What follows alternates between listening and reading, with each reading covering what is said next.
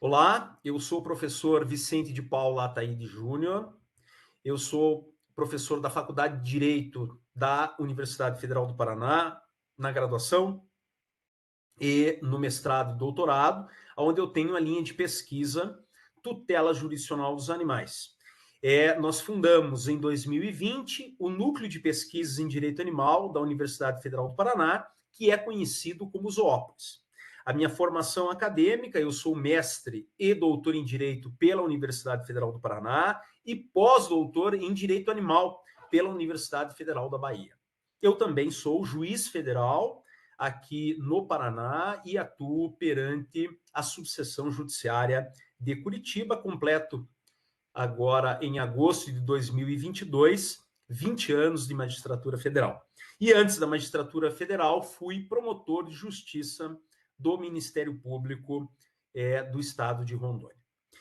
Meus cumprimentos a todos e a todas, um agradecimento especial à organização deste curso de ética animal, muito obrigado e parabéns pela iniciativa. E o meu objetivo neste curso com vocês é trazer algumas linhas bem gerais, um panorama do tratamento jurídico, da consideração jurídica dos animais como sujeitos de direitos. Né? Quando nós falamos de animais considerados como sujeitos de direitos, e, portanto, não como coisas, como objetos, como recurso natural, ou simplesmente como propriedade alheia, nós estamos falando de um novo campo do direito que cada vez mais evolui, que é o direito animal. O direito animal que se apresenta com uma disciplina nova, separada, não é uma parte do direito ambiental. Sim, o direito animal, ele não é uma parte do direito ambiental, é uma disciplina autônoma.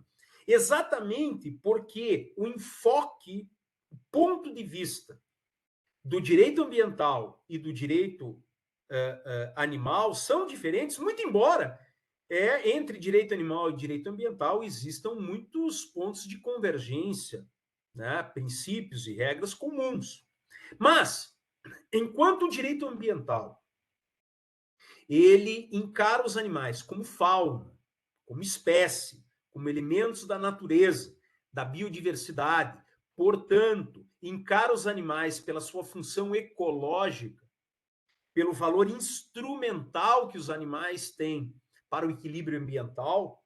O direito animal, ele encara o animal como indivíduo, né? Como os médicos veterinários o fazem.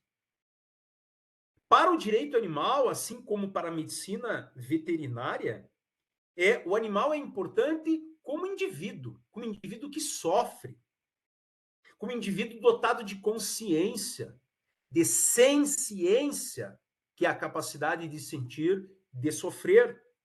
Para o direito animal, os animais têm valor intrínseco e, portanto, dignidade própria. E se assim é, vocês intuem. Como é que eu posso tratar um ser dotado de dignidade própria e de valor intrínseco como se fosse coisa? Coisas não têm dignidade, coisas não têm subjetividade, coisas não têm consciência. Os animais não humanos são seres dotados de consciência. Nós estamos em 2022, nós temos aí 10 anos da Declaração de Cambridge, que é de 2012, que consolidou, vocês sabem muito bem, as descobertas científicas sobre a consciência em animais não humanos. Os animais também têm consciência, têm afetividade, têm intencionalidade, tudo isso que não nos permite mais associar aos animais qualquer status moral ou jurídico de coisas. Então, o direito animal ele trabalha com esses conceitos fundamentais, visualizando cada animal como importante por si próprio, como um fim em si mesmo. Mas o direito, ao contrário da ética, ele exige um pouco mais. ele exige normas jurídicas.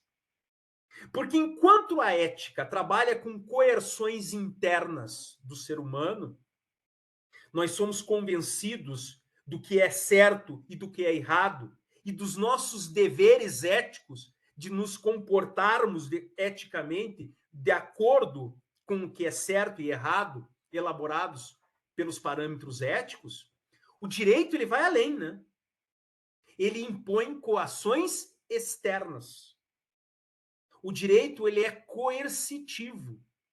O direito ele também define, né, o que é certo e o que é errado, mas de um outro ponto de vista, do que é lícito e do que é ilícito.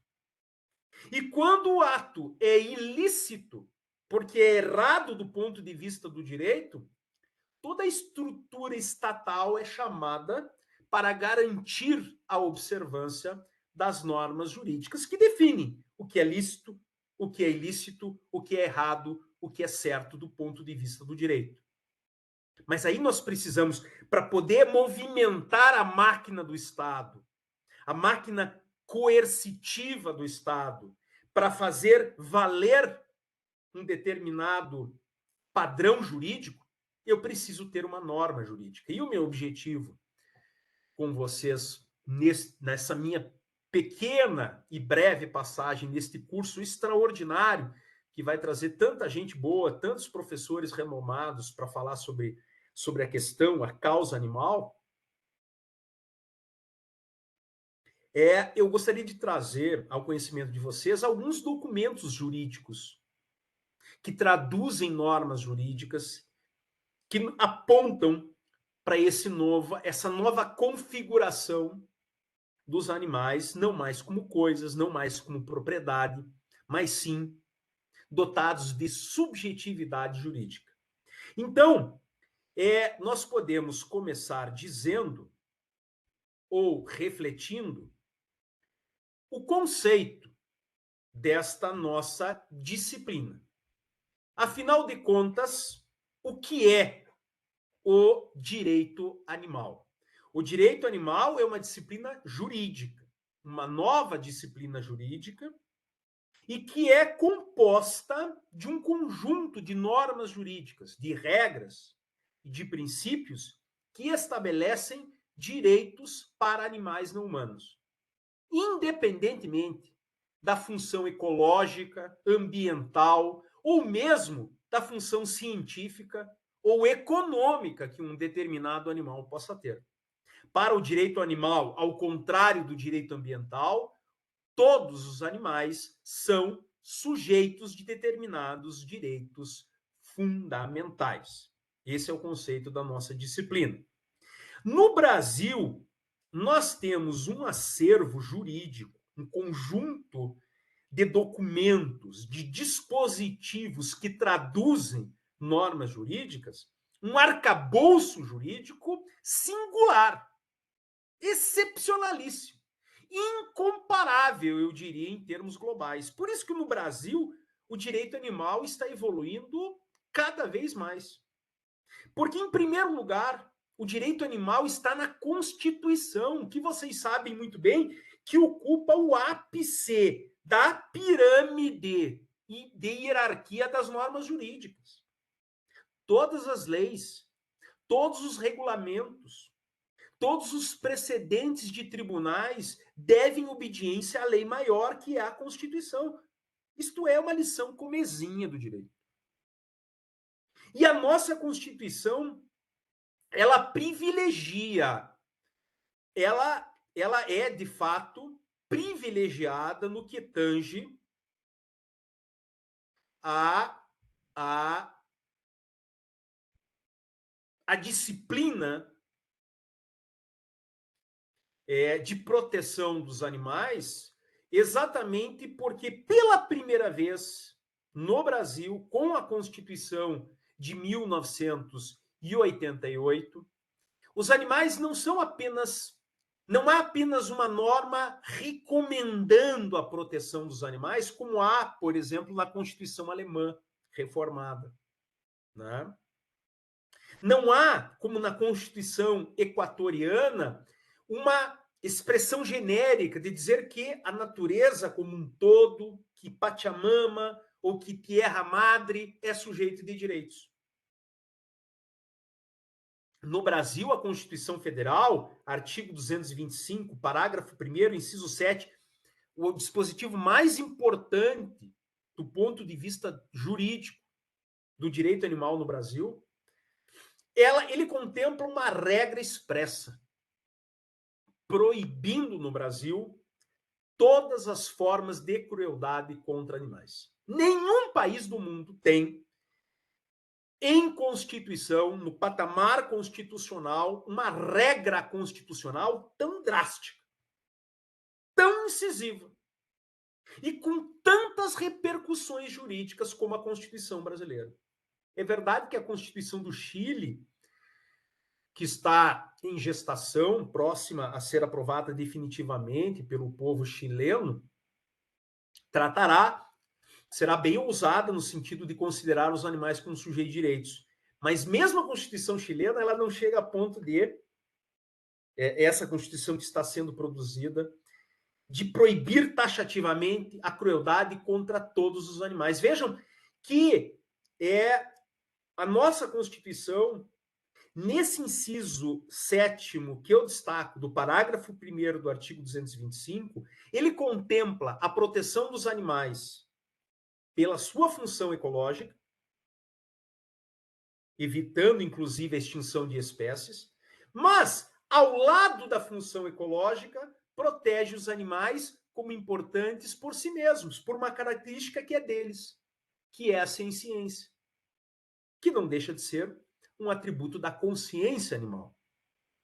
Né? Quando, na parte final do inciso 7, proíbe a crueldade contra animais. Portanto, a Constituição contempla, ela valoriza os animais pela sua função ecológica, mas também reconhece que os animais devem ser protegidos como um fim em si mesmos, por algo que é só deles, que é a senciência, a capacidade de sentir, de sofrer e de ser impactado pela crueldade humana. E a partir do momento que a Constituição, ao lado do valor ecológico, também valora os animais intrinsecamente pela sua senciência, isso significa dizer que a nossa Constituição atribui também aos animais um tipo especial de dignidade própria. E é desse inciso constitucional, desta conclusão lógica, de que se os animais são protegidos por uma característica inata, que é a senciência, eles têm valor intrínseco. E todo ser que tem um valor intrínseco tem dignidade própria. É disso que se extrai, escutem bem o que eu vou dizer agora, o princípio jurídico da dignidade animal. Princípio constitucional da dignidade animal, extraído do mesmo dispositivo constitucional que proíbe a crueldade contra animais. E qual é o comando? Qual é o comando do princípio constitucional da dignidade animal? É através desse princípio que se estrutura o direito animal no Brasil. Porque o princípio da dignidade animal, ele proíbe todas as práticas, os comportamentos, as políticas, as leis que considerem animais apenas como coisas. Ele impõe uma reestruturação da nossa ordem jurídica a partir da Constituição para que os animais, todos eles, sejam considerados sujeitos de direitos. É o princípio da dignidade animal que impõe a reconfiguração jurídica dos animais de coisas para sujeitos de direitos. E cuidado, não confundam os termos. Sujeito de direito não tem necessariamente, não é a mesma coisa do que personalidade jurídica. Não é a mesma coisa que afirmar que os animais são pessoas. Ou, muito menos, afirmar que os animais têm os mesmos direitos do que seres humanos. Nada disso. Pessoas, para o direito, são aqueles entes a que o direito outorga personalidade jurídica. São as pessoas naturais, os seres humanos, e são as pessoas jurídicas, as empresas. No entanto, existem sujeitos de direitos que têm direitos, que não são coisas, mas não são considerados pessoas. Não são dotados de personalidade jurídica, a começar pelo nascituro. O nascituro, o ser humano que ainda não nasceu, ele não é considerado pessoa no ordenamento jurídico brasileiro. Vocês sabiam disso? É um ser humano, inequivocamente é um ser humano, que a nossa ordem jurídica não considera pessoa. Mas é sujeito de direitos. E é possível proteger os direitos do nascituro exatamente na barriga da mãe. É sujeito de direitos, é ser humano, mas não é considerado pessoa, porque o Código Civil, artigo 2º, é expresso em dizer que no Brasil a personalidade jurídica da pessoa natural só começa com o nascimento com vida.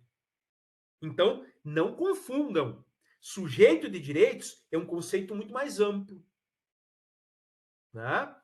Que abrange pessoas que têm personalidade jurídica e abrange entes despersonalizados, que são sujeitos de direitos desprovidos de personalidade jurídica, que não são pessoas, como é o caso do nascituro e como é o caso dos animais não humanos. Os animais não humanos no Brasil são sujeitos de direitos, mas não são considerados pessoas, porque a ordem jurídica brasileira não lhes outorga personalidade jurídica.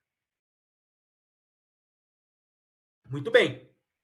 Com base na regra da proibição da crueldade, né, eu trago aqui também que a maioria das constituições estaduais, a exemplo da Constituição do Paraná, também repete a regra da proibição da crueldade e, consequentemente, o princípio da dignidade animal. Trago aqui também o texto básico da Declaração de Cambridge, que em 2022 está completando 10 anos. Não é possível nenhum médico veterinário, estudante de medicina veterinária, desconhecer a Declaração de Cambridge. São 10 anos afirmando que os seres humanos não são os únicos a serem dotados de consciência. Os animais não humanos, inclusive muitos invertebrados, como polvos, também possuem substratos neurológicos que permitem a consciência, a afetividade, comportamentos intencionais, e é exatamente este o fundamento de fato do direito animal no Brasil. É com base nessa constatação empírica que nós podemos afirmar que os animais não são coisas, têm valor intrínseco, têm dignidade própria. E é essa constatação empírica que deu base à regra da proibição da crueldade e ao princípio da dignidade animal. E agora vejam que interessante. Só utilizando essa extraordinária regra da Constituição Federal Brasileira, a nossa Suprema Corte, o Supremo Tribunal Federal, já há algum tempo proibiu a farra do boi em Santa Catarina, que se ainda continua acontecendo, acontece clandestinamente, criminosamente, por organizações criminosas. É crime a farra do boi no Brasil. Né? Da mesma forma, as rinhas de galo foram diversas vezes consideradas inconstitucionais pelo Supremo. Também é crime, né? Também caracteriza crime, também envolve organização criminosa. E, com base nessa mesma regra, em 2016, o precedente do Supremo mais importante da história, a ADI 4983, a famosa ação direta de inconstitucionalidade da vaquejada. E é importante dizer, o Supremo só afirmou que a vaquejada é inconstitucional porque existiram médicos veterinários que produziram pareceres técnicos afirmando, apontando aonde que na vaquejada está a crueldade contra os animais envolvidos. Se não fossem peritos, médicos veterinários especializados que conhecem a vaquejada, que produzissem esses documentos e levassem para os ministros do Supremo, esse precedente não existiria. É o mais importante precedente da história, não apenas porque proibiu a vaquejada e que serve de base para a proibição de práticas análogas, como os rodeios, provas de laço, etc. Mas porque pela primeira vez o Supremo Tribunal Federal utilizou o vocabulário do direito animal. Vejam, por exemplo, o voto do ministro Luiz Roberto Barroso, afirmando que os animais são seres sencientes, que o sofrimento animal importa por si só e que a regra da proibição da crueldade é uma norma autônoma que não visa a preservação do meio ambiente, e sim a proteção dos animais em si mesmos. Como se não bastasse, a ministra Rosa Weber, categoricamente afirmando que os animais possuem uma dignidade própria que deve ser respeitada. Por isso eu sempre afirmo, os médicos veterinários, a medicina veterinária, os médicos veterinários são os grandes guardiões da dignidade animal. São os grandes guardiões dos direitos fundamentais animais, que são os direitos que visam exatamente resguardar a dignidade própria dos animais. Ora, se o nosso Corte Suprema já afirmou que os animais têm dignidade própria, como continuar afirmando que eles são simples coisas? Coisas não têm dignidade. Pois bem, mas não é só a Constituição Federal Brasileira que é exemplar. O direito animal também tem leis. E essas leis são repartidas especialmente entre leis federais e leis estaduais. No plano federal, eu tenho certeza que vocês já ouviram falar, não tem médico veterinário que não tenha ouvido falar do decreto 24.645 de 34, que é o decreto de Getúlio Vargas, o primeiro estatuto jurídico geral de proteção dos animais no Brasil. Pela primeira vez foi instituída no plano legal a regra da proibição da crueldade. Pela primeira vez se estabeleceu o crime de maus tratos. É verdade que esse decreto ele foi parcialmente revogado pelas legislações criminais posteriores, mas ele ainda está em vigor em relação às disposições não criminais, como este extraordinário parágrafo 3º do artigo 2º, que aponta, no Brasil, quem são os representantes legais dos animais e que podem defender os animais perante o Poder Judiciário. É aquilo que nós chamamos de capacidade processual dos animais. Esse é o tema do meu livro. E o meu livro ele é muito centrado na discussão do decreto 24.645 de 34. Que não se enganem, o nome, apesar de ser decreto, ele, na verdade, é uma lei, porque na época em que Getúlio Vargas o editou, o Getúlio ele reunia em si poderes legislativos. Então, a natureza jurídica do decreto 24.645 é de lei ordinária, e nunca houve lei ordinária posterior que tenha revogado por completo esse decreto. Tá ok? Isso é bem importante. É bem importante o artigo 3º, eu não trago aqui o slide, mas aquelas definições de maus tratos do artigo 3º do decreto podem continuar sendo utilizadas até hoje para definir o que é e o que não é maus tratos. Aquilo não foi revogado. O que foi revogado foi o crime. Foi esse artigo 2º né? O caput do artigo 2º foi revogado porque ele não define mais o que é crime. Quem é que define? Hoje, o crime de maus tratos é definido pelo artigo 32, que vocês conhecem bem, e que agora foi ampliado pela Lei Sanção de 2020. Acontece que o artigo 32 da Lei dos Crimes Ambientais, ele não define o que é maus tratos. Então, se ele não define o que é maus tratos, eu posso me servir de outras leis para estabelecer o entendimento legal, a interpretação do que sejam maus tratos. E por isso, o decreto 24.645, no seu artigo 3º, aquelas definições do que sejam maus tratos podem continuar sendo utilizadas para definir o tipo penal de maus tratos. Sim, você também pode utilizar a resolução 1236 de 2018 do Conselho Federal de Medicina Veterinária.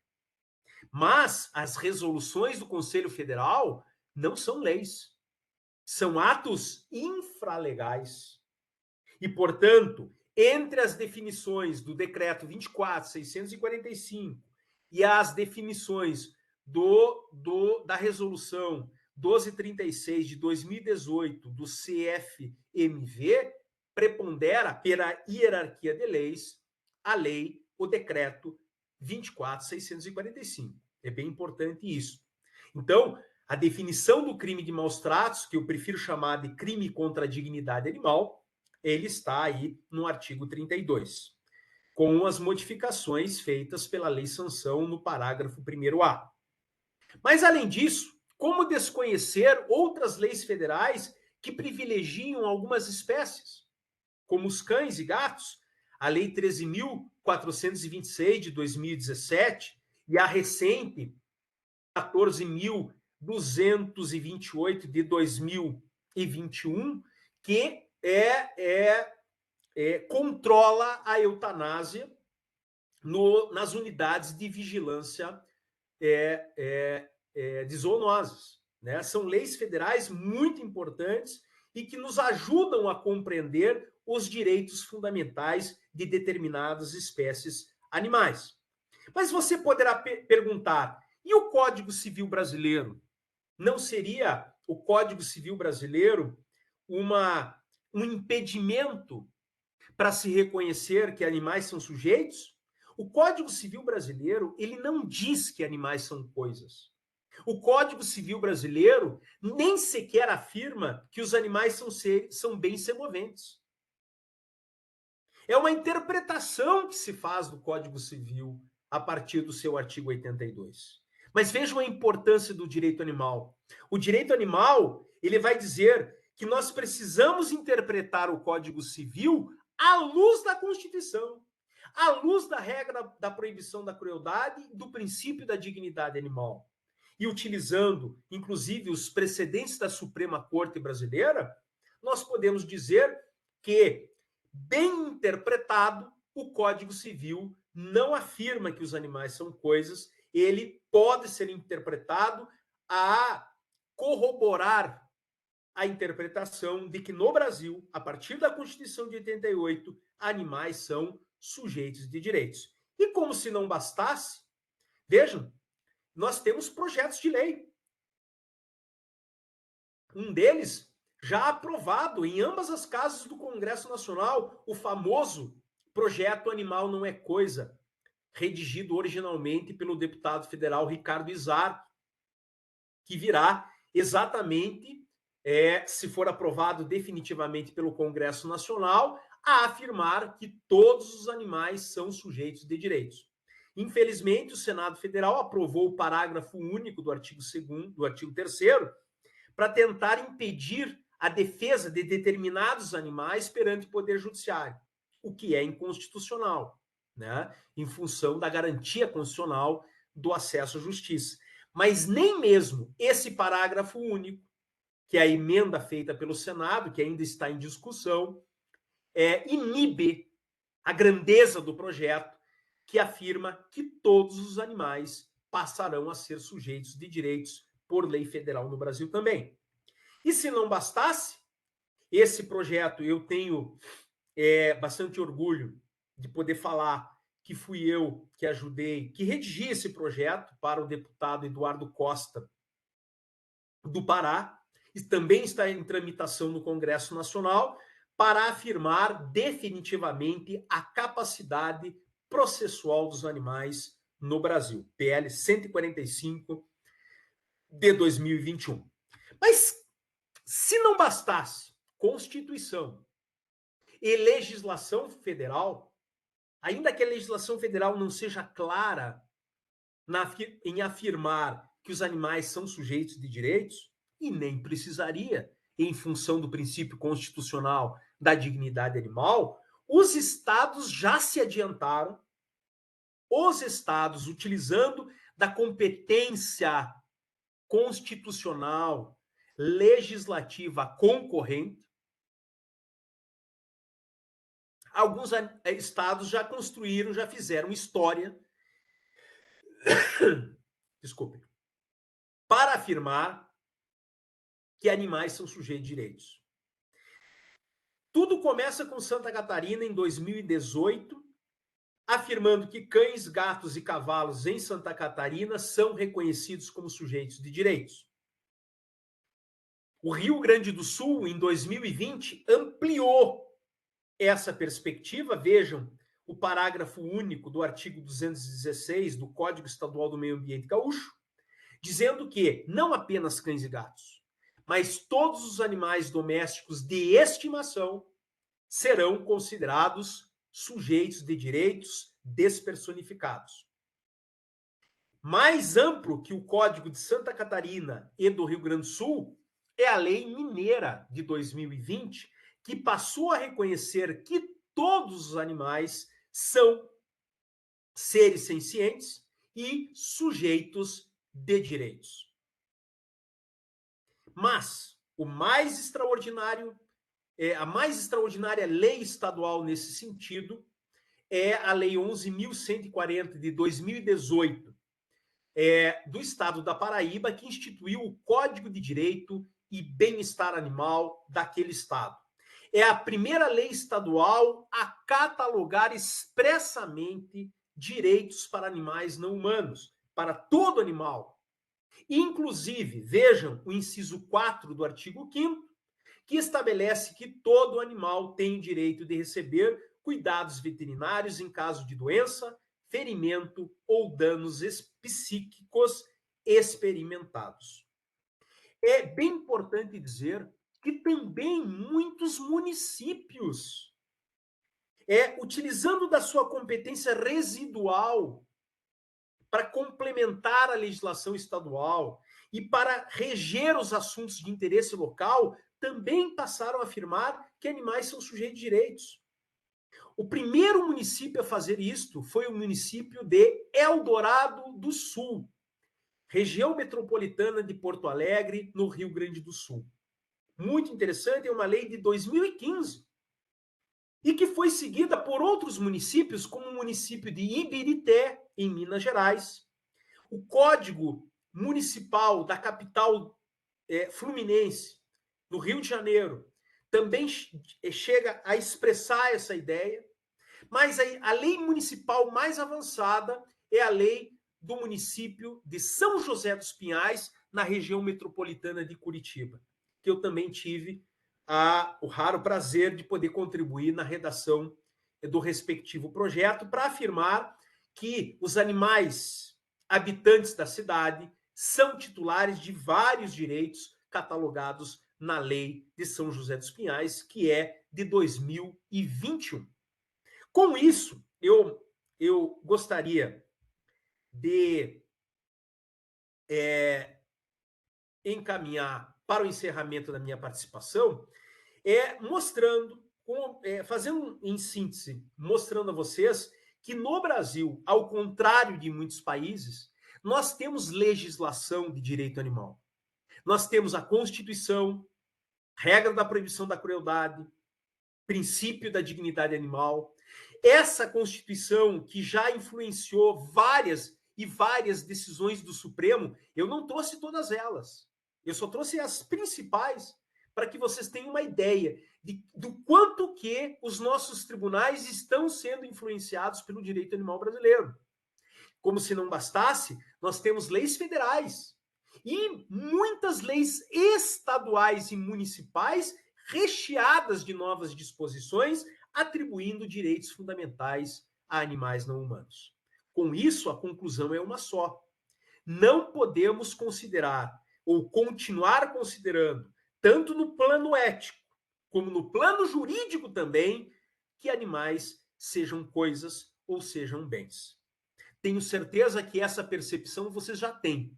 A novidade que eu pretendi trazer nesta minha singela contribuição é demonstrar que também no plano jurídico, e especialmente no nosso país, nós temos fontes normativas que nos permitem afirmar que animais são sujeitos de direitos. Ok? Muito obrigado a todos e a todas e muito obrigado à organização desse curso que me permitiu também fazer a divulgação do meu livro, em que eu trago todas essas informações que ficam à disposição de vocês quando for possível ter a oportunidade de ler essa obra. Tá ok? Muito obrigado pela oportunidade e fico à disposição para eventuais indagações que possam ser formuladas ao longo desse curso. Um grande abraço e até a próxima.